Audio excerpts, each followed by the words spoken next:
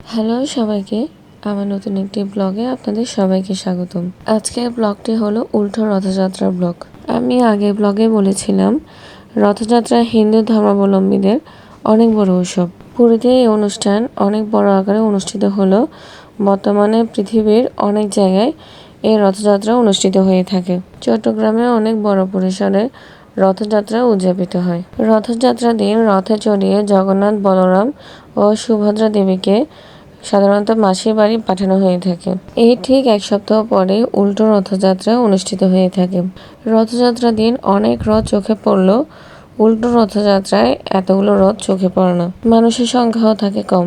এই উল্টো রথযাত্রায় জগন্নাথ, বলরাম ও সুভদ্রা দেবীকে রথে চড়িয়ে তাদের বাড়ি নিয়ে আসা হয়। রথ টানলেই দুর্গা আসে, অর্থাৎ রথের উৎসবের মধ্য দিয়েই দুর্গা দেবীর আগমনী বার্তা দিয়ে যায়। রথযাত্রার সময় থেকে অনেক জায়গায় প্রতিমা তৈরির কাজও শুরু হয়ে যায়। আমার ব্লগটি এ পর্যন্তই। যদি ভালো লেগে থাকে অবশ্যই লাইক, কমেন্ট এবং শেয়ার করবেন। ধন্যবাদ।